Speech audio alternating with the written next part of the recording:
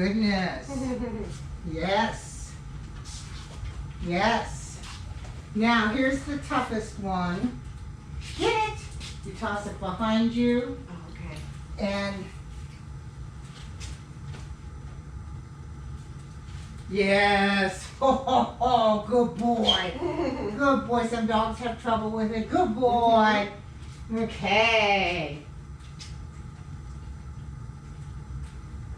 Get it. Good boy. Cookie scatter. All right, this is a lot, so talk to me. What do you have questions about? You want to try again? Yeah. Yeah. Let's do it. Let's get you more of the little ones. I've got a few. Do you? Here, let's get you more of the little ones. So anytime things aren't going exactly the way you think they should be going, Oops. Oh well. that's okay. That's a freebie. You're going to move away and then move back, or just move around. Or you're going to move away and do a cookie scatter, and then you're going to start the session again. Okay. There's no wrong. The dog has a choice to be reinforced or not reinforced. Okay. And it's okay, whatever they choose. And you are going to see this personality come out in this dog. You're already tickled. I am. You are just going to see this personality happen. So you can go reinforce that. Yes. Oh, look here. Yeah, toss it back. So and then again, yes. Yes. You're sitting down. That's yes. Yes. Are you scratching? Is that why you're sitting down? No, he's looking for everything. Oh, okay. Yes.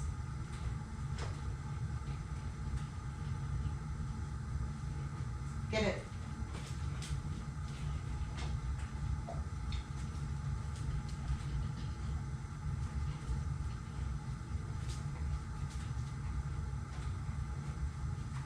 Walk away and do a cookie scatter with 2, Cookie scatter.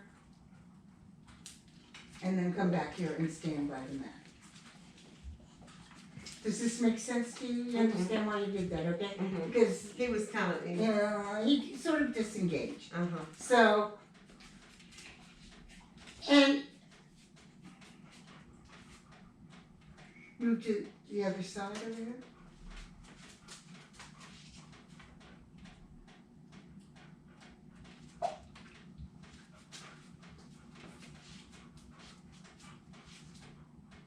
Walk over here, do a cookie scatter. This is, he's had Cookie enough. scatter. Yeah. That's what this is about. He's had enough. It's not like that anymore. So you take a break. You can always go back in 5 minutes if you want to do a little bit more, or even just take your break. But you have to, he's 5 months old. You know, he is a baby. So, and that's very good. That's all very good. So, there are location-specific markers, which is a lot of words to say this particular cue that's coming out of my mouth is going to tell you how I'm going to deliver the treat. So, get it means I'm going to toss it, okay?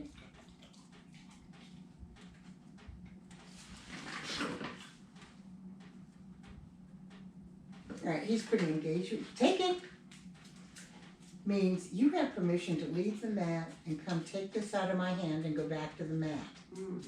Now, that's a little advanced for you, but I'm just going to give you these, and then we'll do these next week, okay? Because you've got enough on your plate for this week, and you are going to have fun. And you can do this with Grace, too. Put him in another room and do this with Grace. Well, Grace wants to get involved. Yeah, well, and she should. And she should. So it's get it, take it, and then this is really the important one. And this is because he's slightly reactive to dogs. And if it's not curbed now, it's going to be. So you're going to want to have a, find it.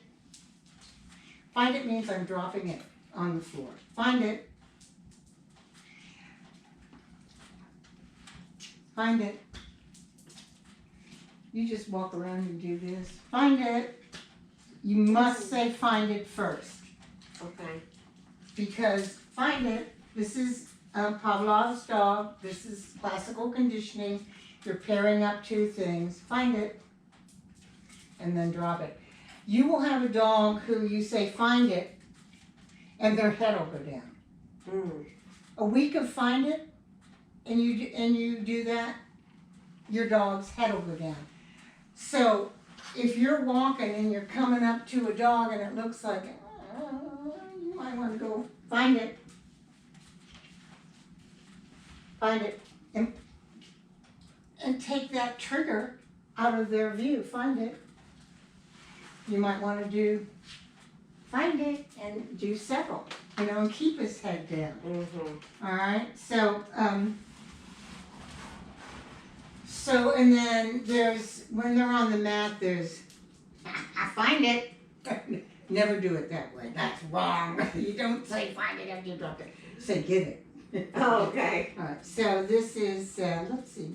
What am I going to, oh, good. And you stretch it out. And you deliver it right into their mouth. Good. Good. Good. Take it. Find it. Get it. Catch it. Whoops. So you just catch it. Whoops. Catch it. Whoops. All right. That's just a little taste. I will send you an email with those words in it and everything, Oh, good. Okay, yeah. So, because, and you have this also. But those are going to become very important in training this dog. Okay. Those will, because you are going to have different scenarios that you're going to have to do something differently, and that is going to be very, very helpful. I'm worried about when the corgi comes. When's the corgi coming? Not till July, but she has to be spayed first, I already told him, because he can't get fixed till he's a year. Right. And she'll be 6 months in May, next month really. Well, she'll be at her worst. That's adolescence, 6 months adolescence. Oh my God. That's, whoa. Yeah. Maybe I should push him off a little bit. Well, I think it's okay. I think you need to, it's going to mean it's more work for you and him. You're going to have to manage it. And you should get exercise pens that you can, or baby gates, that you can, because those two dogs, the first few days, you should have a pen across where they can't get to each other. First 2 days they're there, they should just be able to meet, across the pen. And it should be set up in a way that he's not going to be able to bowl that pen over and get to her. So you're really going to want to manage that. We'll do some work on reactive. He is a bit reactive. But one of the things is that you're going to teach him, you're teaching him this focus. You're going to teach him to look at you. Look at you, and the corgis can walk by. It's right here. This is where it's at. Oh, look at that. You understand that motion, don't you? And you know where it's the best? It's right here. This is the reinforcement zone right here. This is when you're walking, when you're starting loose leash walking. This is where the treat is, right here. Right there. Right at your leg. He's a little, see his shoulder should be right here at my leg. This is the heel position. So he's pretty good. He's pretty good. He's pretty big. You're just a big boy. Whoops. Fine. Well, no, get it. You have to watch yourself, Okay.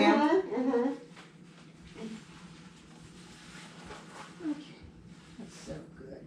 Where is this position? Where is it? It's just right here. I know. It's the best position. Right here beside me. Oh, you're looking at me. Oh, look at you looking at me. What kind of dog did you have when you were searching? I had German Shepherds. Yeah. But any dog really can be a search dog, right? Well, no. No? Okay, okay. Not any dog can be a search dog, but they have to have drive.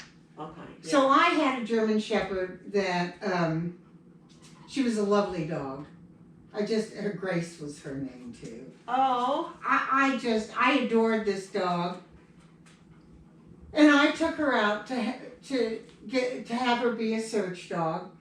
And and search dogs have to go out 100 yards on either side of you. And you work a grid. So say this is 100 acres here. Mm-hmm. And this is what the sheriff has given you to search. Mm-hmm. So you're doing this. Boom, and then boom, and then boom.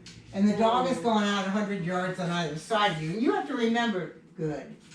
You have to remember there's, get it.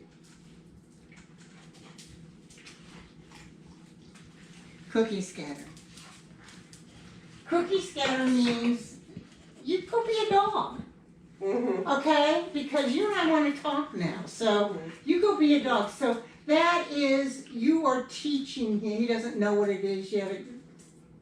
2 or 3 treats drop on the floor. That's pretty cool. But you have to teach the dogs to do that. So Grace, she would go out maybe 2 or 3 times on either side of me. And then she came and she wanted to take a walk with Mommy. Oh. That's not a search dog. Oh. So the search dog has to. That's what they're driven to do, basically. They're driven to do it. It's called a work ethic, and they have to have the work ethic. If they don't have the work ethic, they're not going anywhere. I have. Okay, so this was Grace. Oh, wow. She's pretty, huh? Gorgeous. She ended up being a therapy dog. Oh. So that's Okay. what this is Vader. Oh. Vader was historical human remains. That's Vader. Uh-huh. And that's Vader. That's Tia. Oh. She, there's a little closer picture. Wow. They're all so gorgeous. They're gorgeous. Yeah. That's them at Carmel Beach. Oh. That's Vader again. So they were all your personal dogs? Yeah, they were my personal Okay. dogs. Yeah. Mm-hmm. They were all my personal dogs. And I trained a lab or 2. Oh, okay. But it was,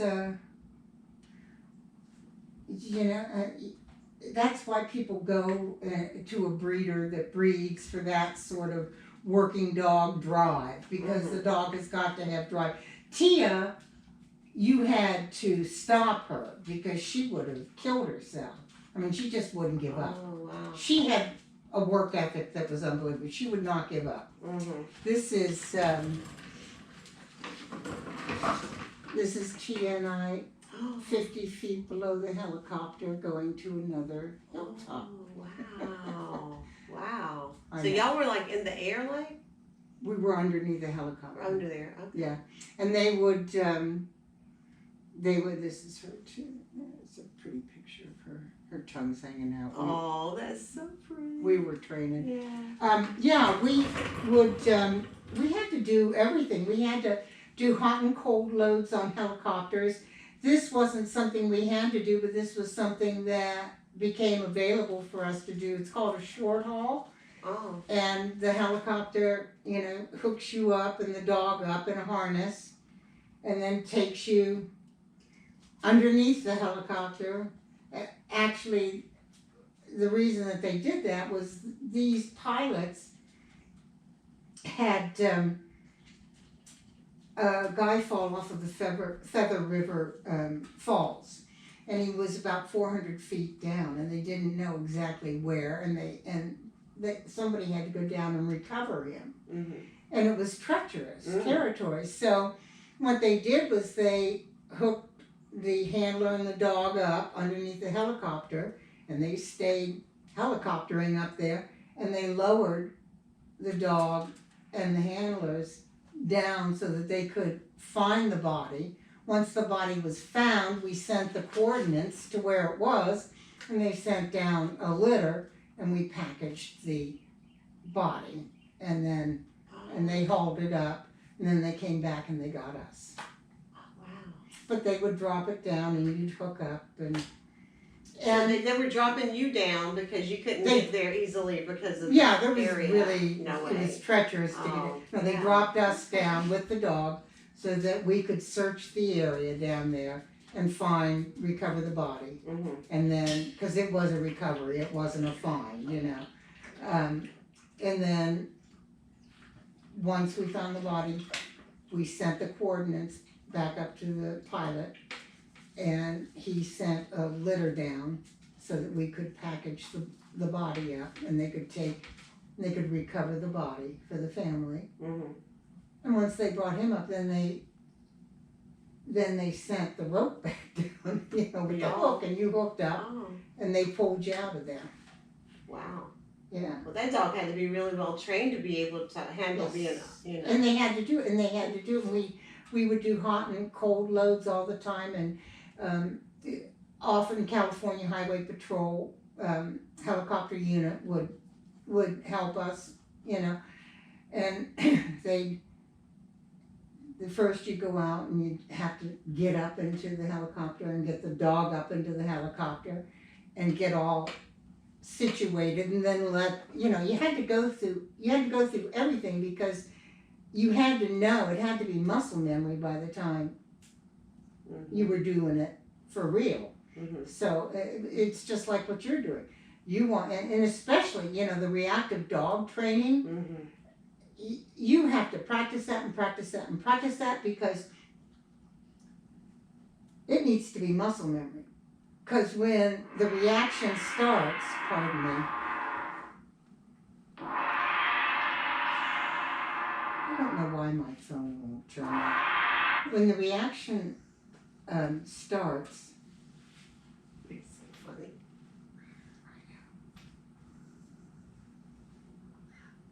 hello, this is Candace. I wish I had that on video, man. You do have video of him. Doing that, that's right, I do, yeah. I would put that on Facebook. He's like,